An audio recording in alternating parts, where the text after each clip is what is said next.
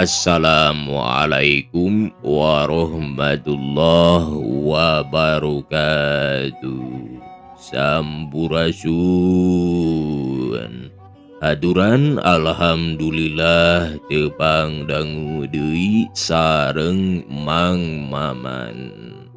Kumaha baraya sadayana mugi aya dina ginanjar kawilujengan sareng aya dina panangtayungan Gusti Allah Subhanahu wa taala. Urang ngadongeng deui neraskeun hancagarapan anu kiwari katunda dina carios kalayan judul Juri Buntut Nalu. Karangan Bapak Entang Sumarna nu diropea atanapi digarap deui ku Mang Maman. Supados teu nyangkolong teuing kana waktos hayu urang lebet ka alam carita.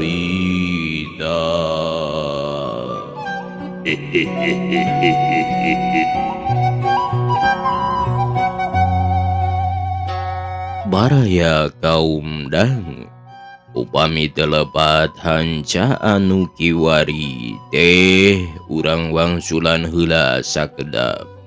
Sodik harita teu ngarasaeun lantaran ngalamun bari mikiran milik dirina nu teh semplek nincak semplak duit meunang nginjem oge beak kabeh.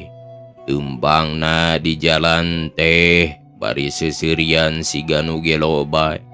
Jiwana harita kosong geus kaandih ku nu culika nyaeta ku setan nu tukang ngagoda ka jelema nu kurang imana keur neangan pibatureun di neraka jahanam.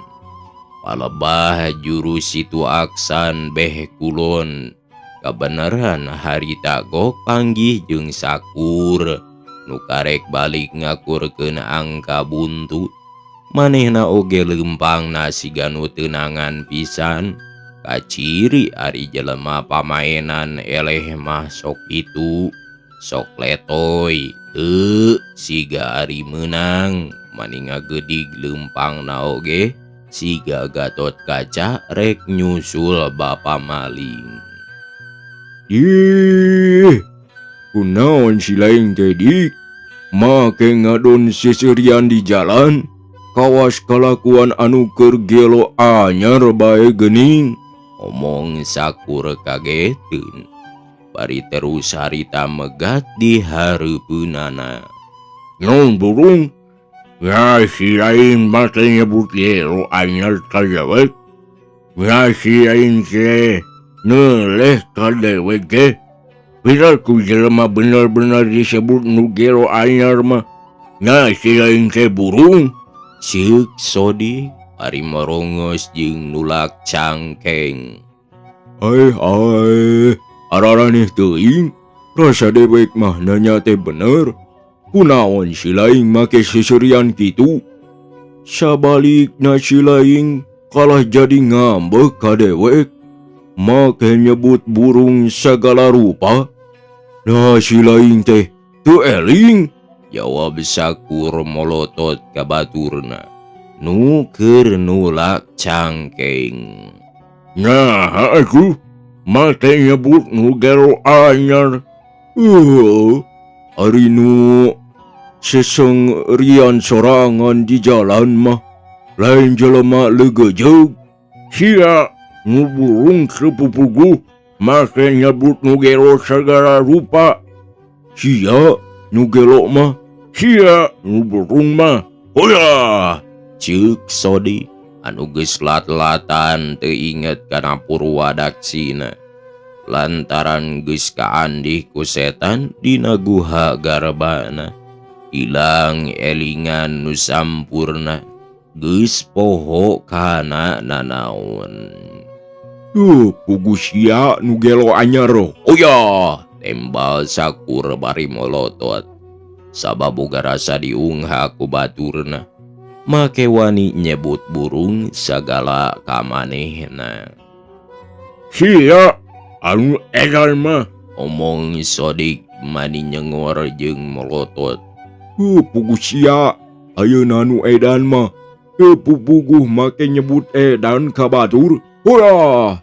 Ceuk Sakur nyentak bari males melotot. Ai, sia teh ngahina ka aing. Sia nu mimiti ngahina ka aing. Sia nu pangheulana. Sia nurus tunjung. Ceuk Sakur nyentak. Sia nu kurang santan mah. Kajelema bener make nyebut nu gelo anyar. Ceuk Sodik bari males morongos. Cing sia ngengkeun ka ditu. Sia nu gelo anyar mah. Beki wani pisan sia ka aing teh nya. Abong si gelo nalo, si burung buntut, si edan angka. Beng. Puguh sia si gurig buntut nalo mah. Hoya tegak berkakanyos teuing. Puguh sia si edan, si burung si uslem, si curi guris buntut nalo mah. Ceuk Sakur bari molotot deui. Panona ngagedur siga kembang weurah mani euceuy pikasieun keur. Sia teh motor kain. Ceuk Sodik. Memang sia teh hayang ngesereng. Isuk wani ayeuna wani moal dipanggejarkeun satunjung beas oge. Sia teh geus nguntup. Memang sagalanya oge kauyup. Moal murag bulu bitis deuleu. Batur sia dipikasieun dipikagimir sote. Ku aing mah dilebok jeung tai ngorana deuleu. Jawab Sakur bari males nulak cangkeng pahareup-hareup. Nyaan sia teh hayang sarung jeung aing. Lamun si aing teu dimimitian ku sia mah, aing teu sudi ngayona nu gelo. Aing oge si sudi wauh jeung nu burung tukang mawawa teu bener mamawa sangsara. Jelema geus tageur mikeun pamainan. Ku sia di gelo deui dibabawa pasang buntut deui deuleu.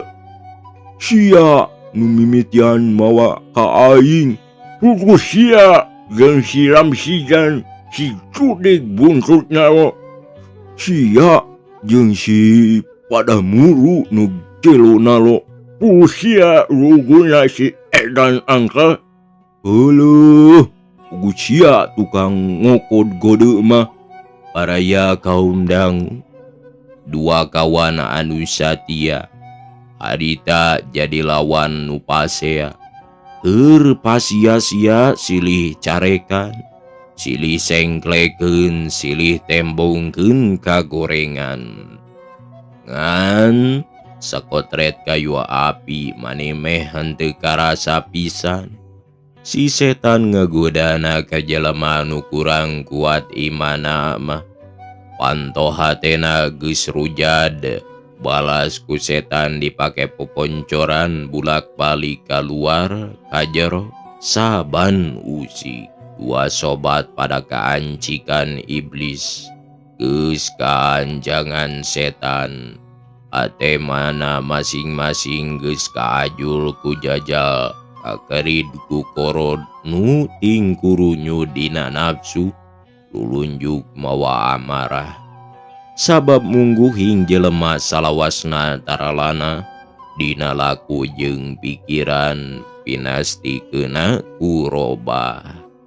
Nya kitu nu goreng laku ulah tiis-tiis jahe najan nyumput buni oge atawa kaburu nu jauh tapi pasti awal akhir bakal nampa wawalesna anu satimpal jeung dosana nu diukur jeung salahna. Sakur jalma anu geus dinyerikeun atawa dirugikeun pasti hatena ngerasa nyeri, rek ngalawan henteu wasa atawa teu bisa, paling-paling ngadoakeun sing cilaka sing doraka.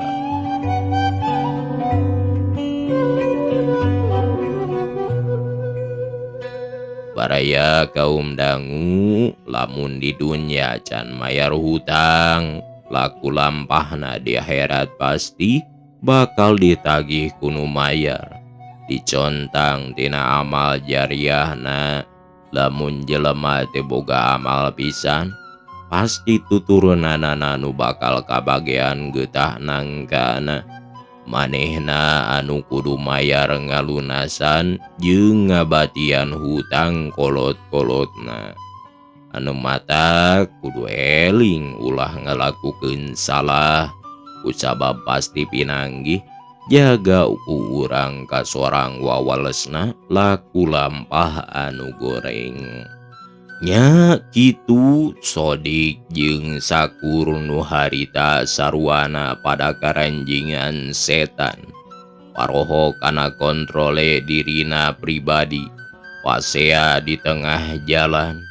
Nu asalna teu sapira, nanya nu teu make sopan, darasa maneh kasobat, abung aya paribasa, mokaha bahan cilaka.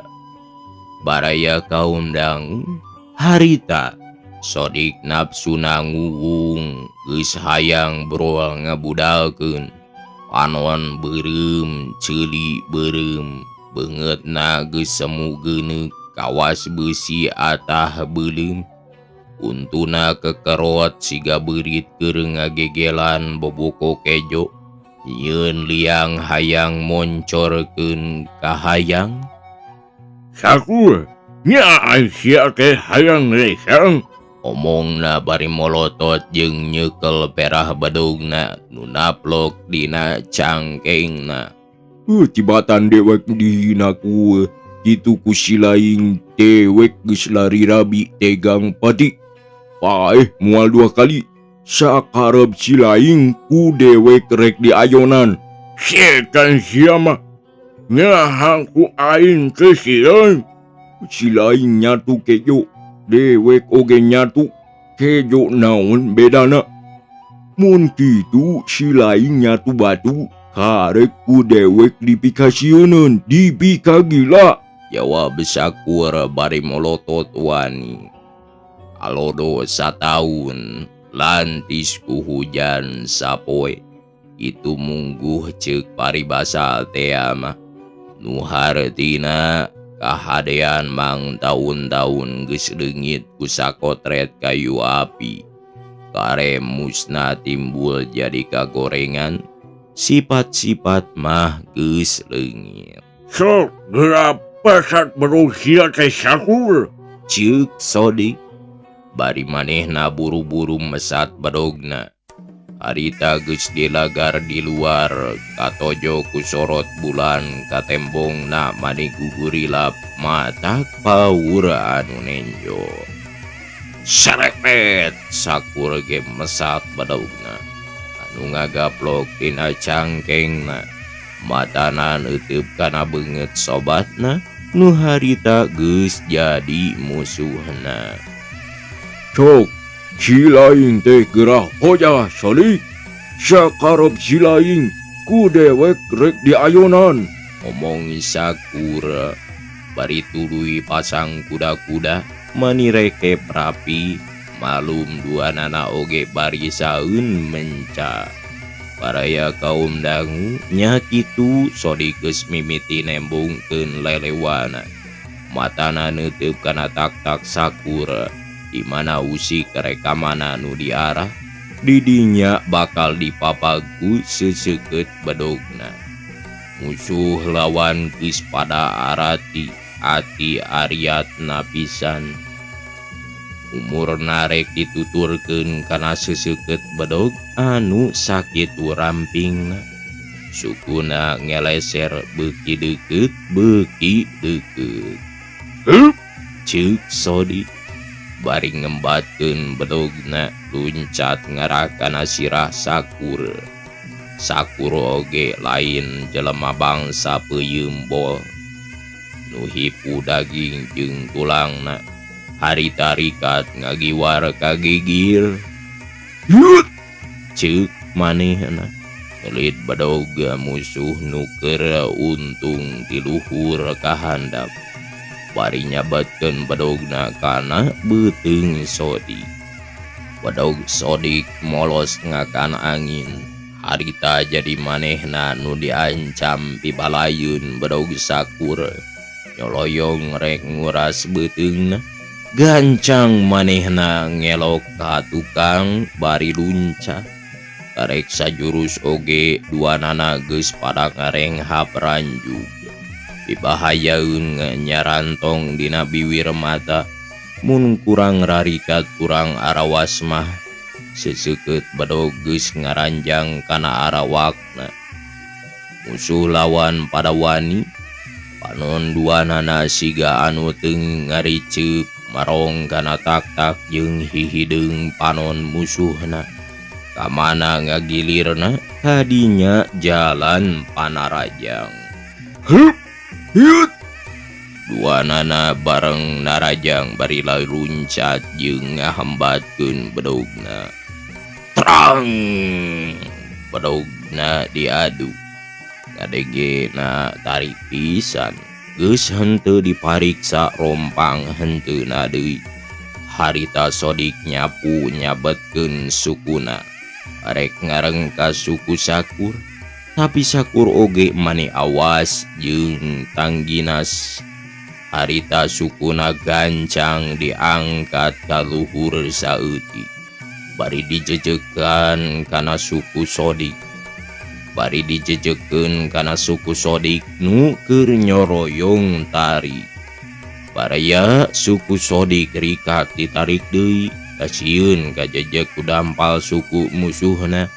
Manehna luncat kagigir bari nyabetkeun badogna deui ku jurus suliwa. Nyerepet nutug gahandap moro kana palebah tuur musuhna. Sakur rikat luncat kagigir. Bari terus males ku jurus gibas nu diarah mah leungeun Sodik nu dipake nyekel badogna. Tapi Sodik oge lain budak kamari sore. Memeh Narajang ge boga perhitungan ti anggalna. Yen manehna bakal diserang kitu deh. Manehna gancang ngelok ka tukang. Prang! Badog diadu deui. Badog Sakura teu tulus ngalebok leungeun Sodik. Alah ngakan bari nyium badog musuhna nu keur mundur. Musuh lawan duanana pada renggang deui. Sanajan karek tilu jurus geus pada ngesang. Dua jago buntutna lo keur tarung ayeuna mah naksirna teh lain naksir angka. Tapi naksir kulit anu hipu keur ngadekeun lain pasang angka ka bandar. Tapi harita mah rek masangkeun seseukeut badogna kana kulit musuhna. Baraya sanajan tarung can lila oge, tapi napas nama geus ngahegak. Sabab make tanaga digentak, harita narangtung ajeg. Bari silih parong kana beungeutna. Sok geurah hojah deui. Ceuk Sakur. Nangtang bari nulak cangkeng sabelah. Hoya, sila geurah maju. Sodik males nangtang wani deui. Ari ku nafsu mah geuning sok nyilangkeun temah wadi. Poho kana sagala rupa. Abong pangajakna setan nu nganteur hawa picilakaeun. Sabab setan mah biasana oge sok ngarimbunan kana kahadean. Tukang ngadukeun jelema tarareujeng. Kira-kira betah mota surak lamun aya jalama anu henteu pageh iman. Nafsu napas nukat langsu tutunjuk mawa cilaka. Amarah lamun diumbar kabur mamprung lire kuda tanpa kadali. Sagala rupa ditubruk panon awas teu tembung, ceuli molongo ge henteu ngadenge saeutik, nu kadenge nu katenjo ukur panitah ki setan, nu keur cacalawakan keur surak ngagereha teh beu cilaka mun jalma kajajah setan.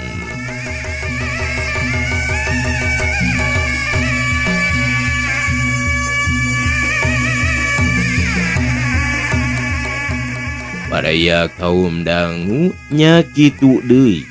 Harita lampahna Sodik jeung Sakur anu kaandih ku setan. Hilang elingan nu mulia kabaud sakaba-kaba panas mawa panasaran hate nyongkab sumambrah mun konggang hayang ngaleg-leg neureuy buleud ka musuhna. Geus poho sagala rupa jadi bubulan setan. Itu ieu hayang menang hayang nyilakakeun batur, harepna hayang maehan musuhna. Najan sakumaha bisa papinter-pinter pencana, tapi lamun dibarengan ku henteu eling kana kontrole dirina, jelema keuna ku poho sarta katerap ku ipis iman moal jajak salawasna. Nya kitu deui harita nu tarung patutunggalan antara Sodik jeung Sakur. Najan pinter najan bisa akhirna keuna ku apes, mimitina tungtung bedog nu noel ka asaan kulit. Getihna pating salewur, tuluy maraseuhan awak ngarambe getih jeung nyeri beuki wani hayang males beuki galak anu tarung. Panon beureum lir bayangan, siga bagong anu mogok sorot panon mata kimir geus pinuh ku hawa hayang maehan. Napasna maningah hegak kadengena geus hos-hosan. Baraya kaum dangu poho kana pangajaran, poho kana pangabisana, sorangan da kalindih ku amara anu geus minuhan sanubarina nu keur tarung tea. Kulantaran sagala geus poho, tungtungna anu tarung teh geus henteu make aturan, pek ngalungan silih kadek keur nganteur hawana setan. Kitu pangajakna nafsu tarareujeg kira-kira. Nu keur tarung silih kadek itu ieu embung eleh, dapada kausab setan, awak geus marandi getih, sarta eta garelutna geus henteu make aturan, sahabek sakecrekna. Jalma geus tanpa pamilih, hate kabaud ku korot, kaganjil hawa ijajil, ingetan kaandih setan. Waktu harita nu gelut, ngadadak katinggang hujan anu sakitu gedena, siga beunang nyicikeun ti langit bae, angin nyeor ngagelebug, siga nu milu gumebeg kana akibat di akhir.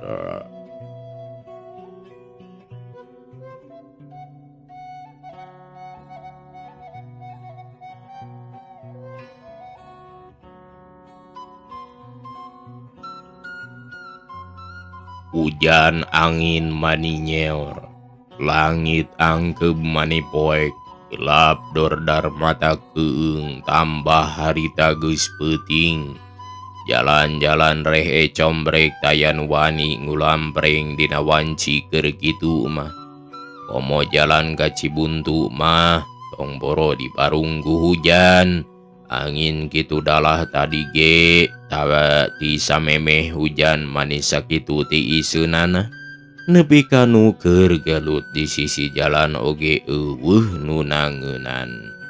Atuh harita nu keur tarung, sanajan bari katinggang hujan oge manan eureun kalah beuki jojo siga anu henteu eding bae. Di sisi jalan silih seret silih udag nepi kana sisi sawah belah kidul. Silih sendak silih munding keur diadu selang-selang silih kadek. Sarua pada geus marandi getih. Tungtungna anu tarung teh sudah bareak tanaga akhirna pating raringkuk di sisi galengan. Pada ripuh nandang tatu anu sakitu parnana. Asal kawan jadi lawan ngagoler tanpa pola. Kulantaran harita geus peuting kalawan hujan sakitu gedena. Anu keur gelut teh mani eueuh nu nganyahoankeun pisan. Siga nu ngahaja diantep, siga sareubeheun ngumbar nafsuna.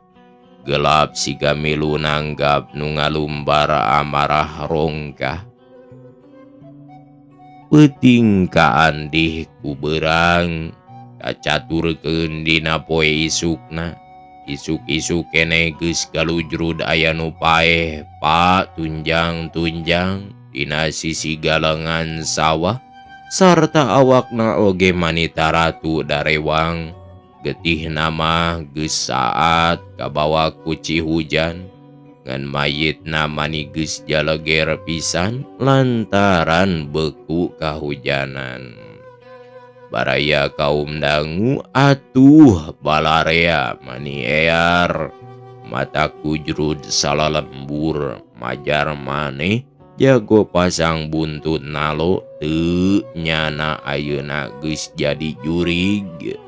Kitu gujrudna urang lembur eta dina poe harita mani ngagempurkeun dayeuh ngaearkeun di sadesa ngaguyurkeun urang lembur jurig tukang pasang buntut rek parasang di akhirat. Aman ayeuna mah wewengkon Cibuntut teh di tukang nganjuk tara naur heungah hutang tara mayar teh geus paeh mawak kade buntut nalo. Itu omongan urang dinya harita. Baraya saenggeus aya pamariksaan samestina eta dua korban teh tuluy dibawa ka imahna masing-masing. Sanggeus beres pamariksaan tinu wajib sarta geus kaidinan dikaluat terus bae dikubur ku kulawargana masing-masing. Sakumaha menderitana kulawargana harita anu geus bebeakan. Harita bandana dipake pasang ku salakina geus henteu kudu dicarekan panjang-panjang cukup ku mata kuatir matak sedih pisan. Anu jadi warisan ditinggal salaki teh ngan saukur catetan-catetan paranti pasang buntut nalo wae. Tah itu geuning caritana jelema anu geus ngakod jeung ngajajabkeunana teh anu geus kakompodan bujurna waktu jajab ka astana.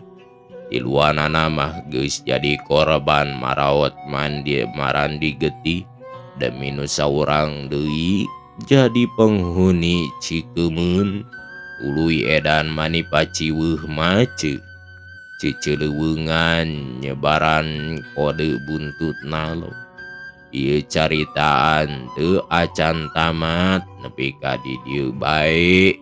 Da bakal aya deui piakibateunana anu matak ngajadikeun jeung ngagempurkeun ka eta lembur. Mata kuatirna keur timaan jara di korban buntut nalo. Nafsu nu mata kaduhung badan anu katempuhan.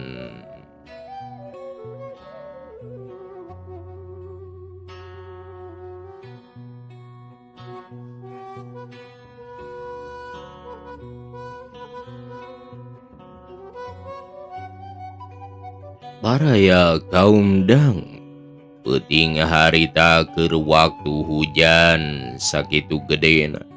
Eni adun jeung mitohana ta sarolat Isya. Ayeuna mah Eni jeung indungna teh jadi sandrinyaan. Saban peuting diwarah ku adun. Maklum adun mah wedalan pasantren. Harita sanggeusna salat Isya gek dariuk ngariung di tengah imah. Salse capek tas ngaladangan beurang tadi di warung. Arek ngarasa beuteung lapar deui. Brak dalahar ngariung tiluan. Keur ngeunah-ngeunah dahar. Riug-riug imahna ngariug 3 kali. Aya lini tah Kang Adun, Omong Nyi Eni ka salakina. nah aya hujan, bari aya lini sagala. Nya boa-boa alamat goreng ye. Lain lini eta maen. Tuh damar henteu endag-endag teuing. Ceuk salakina. Naon atuh Kang? Biasana lamun siga lini kieu mah sok aya nu paeh, sobat baraya atawa kawawuhan gara-gara ngabejaan heula. Jawab salakina. Bener kitu Jang. Da sakapeung mah aya nu keketro kana panto atawa brag-brug di para. Tak kitu lamun boga baraya rek maot mah. Ceuk indungna milu ngomong. Ih. Utan teh kitu mak. Omong Eni seuri. Nya kitu biasa nama en. Omong indungna. Alah, sugan Eni mah lini we mak. Nya da ari anu endag gitu mah lini we nya en. Omong salakina. Sudah. Nya.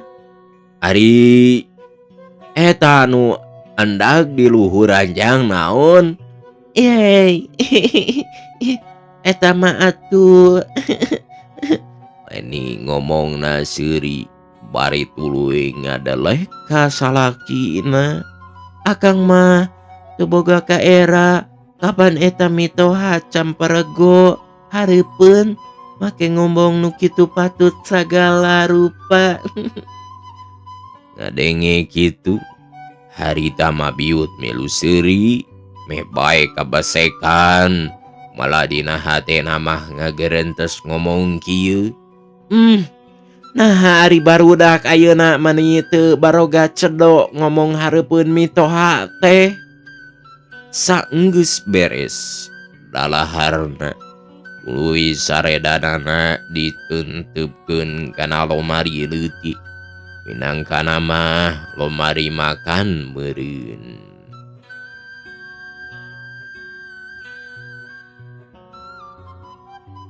Lain kitu en. Ama peuting tadi ngimpi aya bapa maneh ka dieu. Mani ginding teh sarta ka emak teh ngomong kieu. Kami rek amitan ka maneh, rek tuluy ayeuna mah balik teh. Sabab geus teu boga kamalang kanineung deui. Maneh geus aya nu ngurusanana ku Eni. Atuh si Onah geus dipika heman ku nu beunghar. Sarta kami ngabejaan isuk pageto bakal aya sema ka dieu nu maksudna nganterkeun banda manehna. Biut kami teh rek undur katinggali punduk datang ka tembong tarang. Geus 3 bulan dilana kami teh luntang lantung keneh di luar. Sabab aya keneh kapanasaran di dunia ieu teh. Ayeuna mah sagala rupa geus beres. Hutang pihutang geus parunah kabeh. Malah maraneh ayeuna mah geus aya dina kasenangan. Sanajan bari hese capek ge. Wayahna bae kudu daek sabar usaha mah. Ulah mumulan jeung bosenan. Eni anak Abah Jang Adun. Minantu Abah mihapenya indung maraneh. ku abah geus ditinggalkeun sartan waktuna tacan puguh lilana, sabab ayeuna teh keur dilanat. Iraha abah bisa balik kebat siga batur teh. Kieu rasana ari nu ngumbar nafsu, tungtungna nafsu nu mata kaduhung, badan anu katempuhan, kulantaran abah hirup jadi euwah-euwah lampah, nu akhirna geuning kieu karasana. Pacuan Eni jang adun maraneh mah anaking, ulah nurutan abah, pek didoakeun sing bener. Barang gawe ulah kairut ku buntut kagelo kunalo, kacalatot kuloto, sabab bisi paehna siga abah jadi setan panasaran arohna henteu sampurna, paribasa nali gelo buntut nalo. Tah kitunya karesep geulis anaking, omat ulah poho resep teuing pasang buntut mah. Biut sakali deui mihape barudaknya, mangkade ku kami ditinggalkeun teh sing bisa ngajagana ka barudak, sarta kami menta cing pangnuduhkeun jalan balik. Kami poek di jalan, sarta meni dordar gelap hese tincakeun. Kami teu bisa balik linglung, teu nyaho jalan pisan. Duh, biut kami tulungan, cing pangyieunkeun tareka. Kudu kumaha atuh kami teh ayeuna? Panas kami teh biut, panas. Mani eueuh batur pisan, nyorangan di imah kami kunu ukuran 1x2 meter, mani siga ditahanan bae. Sakali deui kami tulungan, pang ikhtiarkeun ku sararea, sangkan kami nyaho jalan balik. Ulah sina merkayangan kieu ye, di lembur urang ayeuna geus gujrud majar maneh teh kami jadi jurig buntut nalo. Imah kami loba nu ngajaga, loba semah nu henteu diarondang. Ku kituna kami era teu bisa nembongan ka sararea oge. Era kami geus teu ngabogaan badan kasar, da eta mah nu tembong ku sararea ngan ukur badan injeuman wungkul. Kusabab kitu ayeuna mah kami rek pindah bae saheulaanan mah, teu nyaho rek pindah ka mana-mana mah. Keun engke oge ku kami bakal dibejaan ka dieu. Tah sakieu heula amanat kami ka sararea teh biut, pek bejakeun ka sararea ayeuna. Kami rek pindah heula ti dieu sarta teu poho. Kami menta dihampura heula ka maraneh tehnya, sarta kami mah geus timpah ngahampura ka sararea poek linglung, pipileuleyan. Tah itu Eni, Ujang, impian emak dina peuting tadi teh kaimpikeun bapa maneh datang. Omong mah biut, bari rambai cimata, kasuat hatena ingeteun ka salakina nu geus henteu sampurna.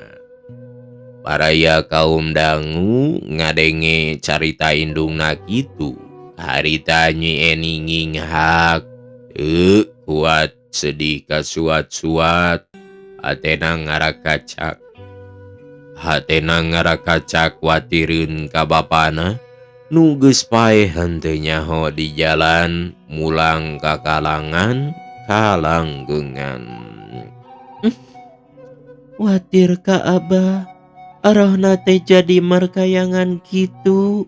Gerentes hate Eni, bari rumahuh napas nahan kabingung pohara, saha nu teu warek watireun sifat anak ka bapana anu geus jadi jurig buntut nalo.